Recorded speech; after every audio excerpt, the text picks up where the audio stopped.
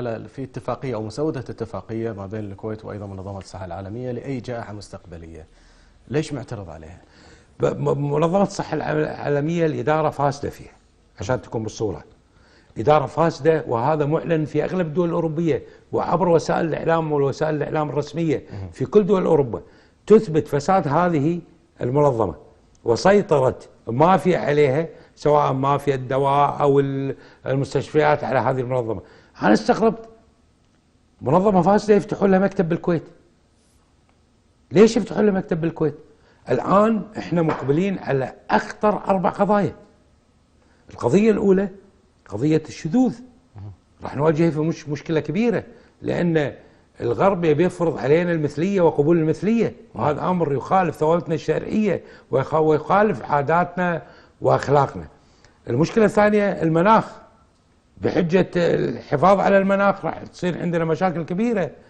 الأمر الرابع الجائحة القادمة راح يتبعون فيها أشد من الإجراءات اللي تمت في جائحة كورونا. حماية الإنسان يعني. لا، مو حماية الإنسان، كله كذب، هذا مو صحيح، والله مو صحيح، مو أنا أقوله. أنا قابلت بالتلفزيون فيا إير على الهواء، نعم، مع ممثل البيت الأبيض، مع علماء بالهواء وبالتلفزيون، وصار بيني وبين النقاش وطلعوا كل الدوكومنت اللي تثبت أن هذه لقتل البشرية وللمليار الذهبي. احنا الآن يفرضون علينا التطعيم على أولادنا في المدارس. ليش يفرضون علينا؟ وأنا الآن عدلت في القانون الخاص في سنة 69 الخاص في هذه الأمراض والأوبئة، نعم، وراح أعدل على القوانين كلها.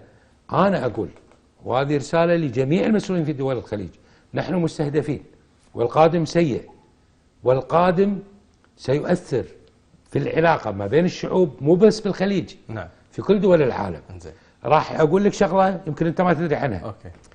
الآن حاطين كويت ID، صح؟ النظام الرقمي. أوكي.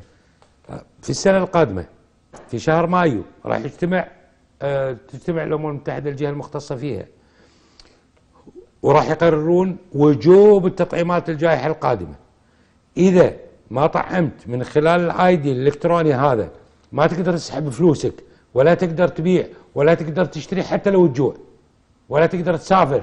وراح يحطون لك، إذا في السابق كان في حجر، الآن حجر مناطقي راح يكون أسوأ. انزين.